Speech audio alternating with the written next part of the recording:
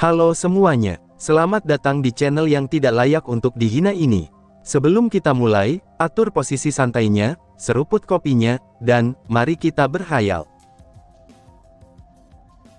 Orang tua sialan, lepaskan aku. Sing-Er, cepat bantu aku. Kamu tahu sendiri kan, kalau pria ini tidak waras.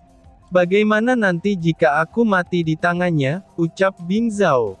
Mendengar perkataan Bing Zhao, Sing-Er terdiam. Dia ingin mengatakan sesuatu, tapi ada sebuah suara yang mencegah dia untuk berbicara. Oh, hahaha, kamu tidak bisa kabur lagi, ucap Dewa Tombak dan langsung terbang menuju langit. Ah, Sing-Er, apakah kamu tidak mau menolong priamu ini? Baiklah, jika aku kembali hidup-hidup, aku pasti akan menghukummu. Ucap Bing Zhao dengan marah. Hahaha, kami akan bersenang-senang. Jika kamu bisa hidup nanti setelah kembali, hadiahnya akan ku berikan Sing-Er padamu, ucap Dewa Tombak. Sialan, dasar pria tua bau tanah.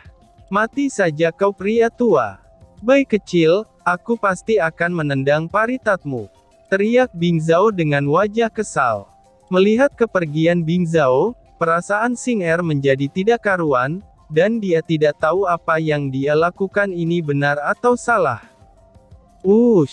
Tidak lama setelah itu, sesosok pria tampan muncul di samping Sing-Er. Wajahnya yang tampan dengan rambut birunya, itu membuatnya sangat menggoda bagi wanita. Ayah, apakah aku melakukan hal yang benar? Tanya Sing-Er. Kamu memang melakukan hal yang benar. Kamu tahu sendiri kan, anak itu memang sangat berbakat. Dan setelah saudara mau melatihnya, kemungkinan tahta alam tombak akan diserahkan kepadanya, ucap ayah Sing-Er yang merupakan dewa bintang. Tapi aku tidak menginginkan dia menjadi apapun, aku hanya ingin hidup dengan bahagia. Itulah keinginanku ayah. Kekuatan, apa itu kekuatan? Kebencian, kekuatan, dan juga keserakahan, itu hanyalah sesuatu keegoisan dari seseorang saja, ucap Sing-Er dengan tenang. Bukankah kamu juga egois dengan hanya ingin kebahagiaan?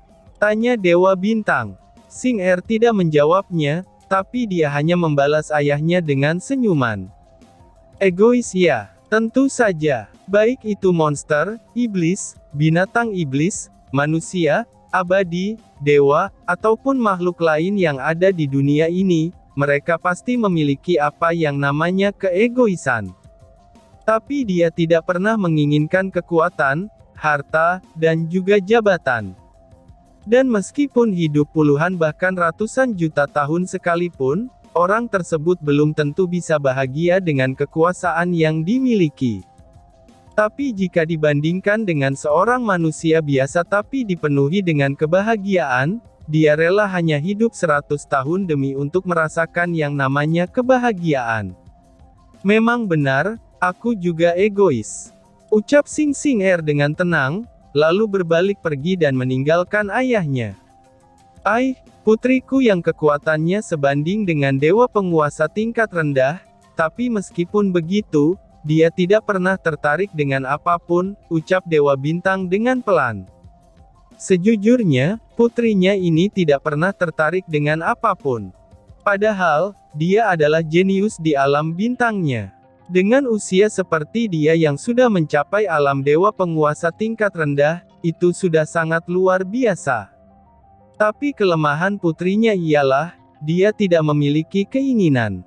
Hal itu berubah sejak Bing Zhao datang ke kehidupan Sing-Er, dan sejak itu dia memiliki keinginan untuk bisa hidup bahagia dengan Bing Zhao, meskipun dia tahu Bing Zhao sudah mempunyai wanita lain. Akan tetapi, dia tidak terlalu peduli dengan hal itu. Karena dia menganggap hal itu sudah biasa, dan dulu dia juga pernah mendengar, kalau Kaisar Langit memiliki 5 istri dan lebih 10 selir. Alam tombak. Apa yang akan kamu lakukan orang tua? Ucap Bing Zhao sambil melihat pagoda besar dan tinggi di depannya. Di dalam sana ada 1000 tantangan, dan jika kamu dapat menyelesaikan semuanya, aku tidak akan mengganggumu lagi sebagai guru, ucap Dewa Tombak.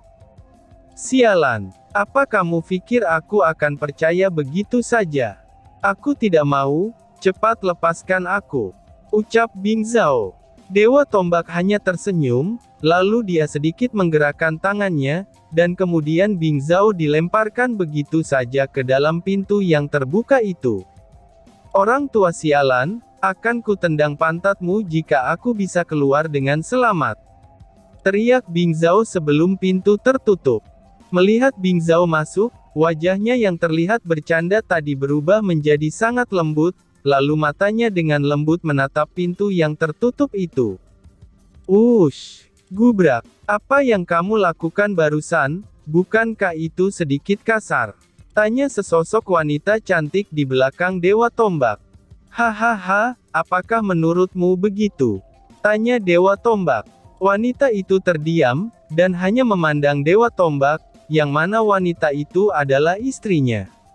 Sejak dulu, dia belum mempunyai anak satu pun sampai sekarang. Dan Dewa Tombak tidak pernah menikah lagi, hanya untuk memiliki seorang anak. Wanita itu memegang tangan Dewa Tombak, dan dengan lembut bersandar di bahu pria yang setia selama ini kepada dirinya. Maafkan aku, itu memang kesalahanku, hingga membuat anak kita mati, ucap wanita tersebut sambil meneteskan air matanya. Tidak masalah, lagi pula dia sudah kembali. Meskipun bentuknya bukan lagi anak kita, ucap Dewa Tombak dengan lembut kepada istrinya. Balas wanita itu sambil menatap pintu di depannya. Anak ini menjadi lebih bebas sejak dia bereinkarnasi. Dari yang sebelumnya pendiam, dan juga sangat patuh, ucap Dewa Tombak sambil mengigat sikap Bing Zhao. Istrinya hanya diam, dan terus saja memandangi pintu tersebut. Lalu, dia telah menetapkan hatinya. Setelah Bing Zhao keluar, dia pasti akan melindungi Bing Zhao. Dulu, saat anak mereka satu-satunya mati, Kaisar Harimau tersentuh dengan cinta dari keduanya dan dengan sukarela melawan takdir yang telah ditetapkan dengan menggerakkan dunia bawah. Bahkan hal itu membuat Kaisar Langit marah, karena Kaisar Harimau telah seenaknya mengubah takdir dengan paksa. Dan akhirnya Kaisar Harimau serta Kaisar Langit bertarung selama lebih dari 5 tahun, hingga pada akhirnya Kaisar Langit kalah dari Kaisar Harimau. Bagaimanapun juga, dulu Kaisar Harimau adalah orang yang sudah melampaui alam dewa penguasa, meskipun hanya setengah dari langkah ke alam tersebut. Dan jika ada orang yang dapat bersaing dengan Kaisar Harimau, palingan itu hanya Dewa Alam serta Naga Biru saja, yang saat ini bersama Lin Tian. Itu pun Naga Biru masih kalah dengan Kaisar Harimau, sampai-sampai dia tertipu oleh godaan seseorang yang membuat dia menjadi monster berkepala 9 saat itu. Membuat roh dari anak Dewa Tombak bereinkarnasi ke dunia lain, jadi karena itulah Dewa Tombak setuju dengan meletakkan warisannya di dunia dewa. Siapapun yang dapat menguasai seluruh seni bela dirinya, maka dia adalah reinkarnasi dari anaknya. Hal itu selalu dia tunggu hingga puluhan juta tahun, atau bahkan lebih dari itu sampai bayi kecil tidak sengaja membawa Bing Zhao ke tempat warisan. Bahkan bayi kecil tidak pernah berpikir, kalau Bing Zhao adalah seorang yang telah bereinkarnasi yang disebabkan oleh ulahnya sendiri. Itu wajar saja, karena bayi kecil yang dulunya sebagai Kaisar Harimau, kini dia adalah orang yang bebas dan suka berkeliling ke berbagai dunia dan alam lainnya. Baiklah, mari kita pergi menemui Dewa Bintang, ucap Dewa Tombak. Tidak, jika kamu ingin menikahi Zhao Er dengan anak Dewa Bintang, kamu juga harus berbicara dulu dengan orang tua kandungnya di dunia dewa, ucap istrinya. Wah, itu bahkan tidak mungkin untuk dilakukan sekarang. Apalagi, alam langit mungkin akan berada dalam kekacauan, ucap Dewa Bintang dengan serius. Apakah karena itu? Tanya istri Dewa Bintang. Iya, keserakahan adalah hal yang tidak akan bisa hilang dari sifat semua makhluk yang ada, ucap Dewa Tombak dengan serius. Dulu, perang terjadi di alam langit. Lalu banyak dewa ilahi, dewa surgawi, dan dewa penguasa yang mati. Perang besar juga pernah terjadi, karena 5 dewa penguasa yang berkhianat kepada Kaisar Langit saat itu. Hal yang tidak dia ketahui adalah, bahkan dewa penguasa lain tidak ketahui adalah, kenapa dulu perang bisa terjadi. Jika ada orang lain di balik perang di masa lalu, maka orang itu sangatlah mengerikan. Aku tidak tahu siapapun kamu, jika kamu menyentuh keluarga anakku dan juga anakku, meskipun harus mati, maka aku akan berperang sampai mati denganmu. Ucap Dewa Tombak dengan serius di dalam hatinya. Dia sudah kehilangan anaknya 1 kali, tentu saja dia tidak ingin kehilangan anaknya lagi untuk yang kedua kalinya. Jadi, dia tentu saja tidak akan membiarkan hal buruk terjadi lagi pada anaknya, yang saat ini telah bereinkarnasi di sebuah batu besar, tepatnya di tepi sungai. Seorang pria tertidur santai sambil menikmati udara segar dan indahnya alam di sana. Kicauan burung dan berbagai hewan yang ada di sana, ini membuat pria itu sangat menikmatinya. Bahkan dia pun sampai tertidur di batu besar itu, dengan senyuman indah di wajahnya. Dia tidak sadar kalau ada sesosok wanita cantik berpakaian biru turun dari langit, kemudian duduk di sampingnya, dan mengulurkan kakinya ke dalam air sungai itu. "Apakah kamu benar-benar menikmati hidup di sini?" tanya si wanita tersebut sambil tersenyum. Wajahnya yang cantik, dan juga matanya yang sebiru air laut, itu membuat dia terlihat sangat menawan. Bahkan dia mempunyai pesona tersendiri dari seorang wanita. Adikku pernah berkata, jika hidup bisa setenang air yang mengalir, kenapa juga kita masih memerlukan kekuatan? Jika memang kita bisa menikmati hidup yang santai seperti ini, maka nikmati sajalah dulu, ucap pria itu. Wah, sepertinya adikmu itu sangatlah menarik.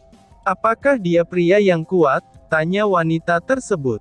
Iya dong, dia sangat kuat. Bahkan dia bisa lebih kuat darimu, jawab pria tersebut. Mendengar jawaban pria yang dengan santai memuji adiknya itu, ini membuat si wanita menatapnya dengan aneh. Di alam langit, itu sangat jarang seseorang pria muda yang akan mengakui ada orang yang lebih baik dari dirinya. Bahkan dia berkata dengan santai dan percaya diri seperti pria ini. Kenapa? Apakah kamu tidak percaya? Tanya pria tersebut sambil membuka matanya dan memandang wanita cantik itu. Wanita itu segera menggelengkan kepalanya. Bukan karena dia tidak percaya, tapi dia hanya kaget dengan sifat yang santai dan tenang dari pria ini. Bahkan di depan dirinya saja, pria ini pun tidak mengalami suatu hal yang sama dengan pria lain di alam langit saat melihatnya. Aku hanya merasa aneh, biasanya jika ada pria yang dekat denganku, mata mereka akan melihat diriku dengan tatapan mesumnya, ucap wanita tersebut sambil tersenyum. Pria itu tidak menjawabnya, dan dia pun terdiam untuk sementara waktu.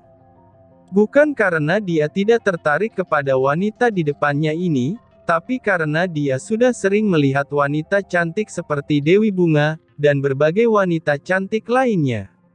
Bukannya aku tidak tergoda denganmu, tapi kenapa juga aku harus melakukan hal buruk seperti pria lain? Jika aku mau, aku bisa mengambil hatimu dengan ketulusan dan juga bukti usahaku. Ucap pria tersebut sambil tersenyum. Wanita itu tersenyum dengan sangat indah, saat dia mendengar perkataan pria ini. Ini baru pertama kalinya, ada laki-laki yang benar-benar tidak tergoda saat melihat dirinya. Aku telah mendapatkan kabar dari 2 saudaramu. Yang satu berada di alam elf, dan sepertinya sudah dilemparkan oleh Dewi Elf ke dalam pohon suci mereka. Lalu yang satunya lagi berada di alam tombak, ucap wanita tersebut. Oh, coba ceritakan lebih lengkap lagi, ucap pria tersebut. Lalu wanita mengangguk, dan mulai menceritakan beberapa berita tentang 2 saudaranya tersebut. Itu sudah jelas kalau keduanya baik-baik saja, bahkan lebih baik daripada yang dia bayangkan. Aku tidak tahu kalau mereka telah mendapatkan berkah dari kemalangan saat itu, ucap pria tersebut dengan tersenyum. Dia tidak menyangka, mereka berlima setelah bertempur hingga jatuh, dan kemudian mendapatkan panen yang luar biasa. Bahkan dua saudaranya lebih luar biasa lagi dari apa yang dia pikirkan. Aku tidak menyangka, kalian bersaudara bisa seberuntung itu dalam urusan wanita, ucap wanita cantik itu. Oh, itu bukan beruntung, itu karena mereka jenius. Yang satu dimasukkan ke dalam pohon suci elf, dan yang satunya lagi masuk ke dalam pagoda 1000 tombak milik Dewa Tombak. Hahaha, jelas pria tersebut. Dalam beberapa saat, pria itu pun menceritakan beberapa pengalamannya tentang saudara-saudaranya kepada wanita tersebut. Lalu dengan tenangnya, wanita itu pun juga mendengarkan semuanya tanpa menolak ataupun meminta dia berhenti untuk bercerita. Lalu, bagaimana dengan saudara kecilku? Tanya pria itu, yang sebenarnya dia adalah Long Aotian. Wanita cantik itu menggelengkan kepalanya. Itu pertanda kalau dia tidak dapat menemukan berita apapun tentang adiknya. Yang dimaksud adik kecil oleh mereka, itu adalah Lin Tian. Dia pasti masih hidup, ucap Long Aotian sambil menghela nafas dan melihat ke langit. Iya, jadi apa yang akan kamu lakukan sekarang? Tanya wanita cantik itu. Lan Ying, menurutmu apa yang harus aku lakukan? Tanya Long Aotian sambil berdiri dan memandang langit. Turuti saja apa kata hatimu, dan aku akan selalu mendukungmu, jawab wanita itu sambil berdiri, dan memegang tangan Long Aotian dengan erat. Long Aotian memandang ke langit, dan hal yang tidak dia duga adalah, dia akan menemukan seorang wanita yang benar-benar mau merawatnya saat dia sedang sekarat. Bahkan rela mengeluarkan banyak harta berharga dari istananya sendiri, itu agar dia bisa sembuh. Bukan hanya dia bisa sembuh saja, tapi malah kekuatannya meningkat ke level yang baru. Bahkan kekuatannya tidak hanya naik 1 tingkat, tapi 3 tingkat sekaligus selama beberapa tahun ini, dan itu berkat bantuan dari wanita di sampingnya ini.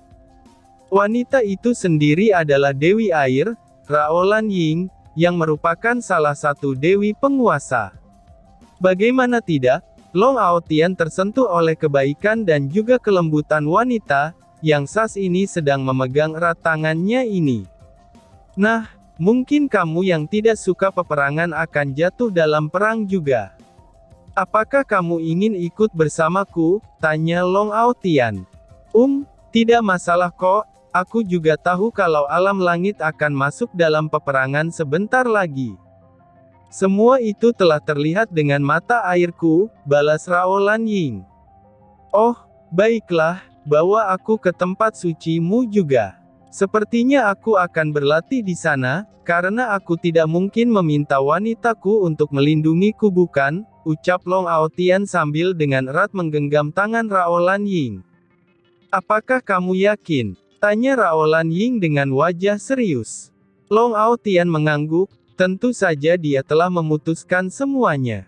Dia harus menjadi kuat secepatnya, itu agar dia bisa berkumpul dengan saudaranya lagi.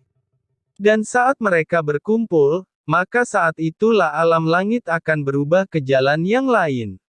Dan tiba-tiba saja bersambung. Sekian dan terima kasih banyak.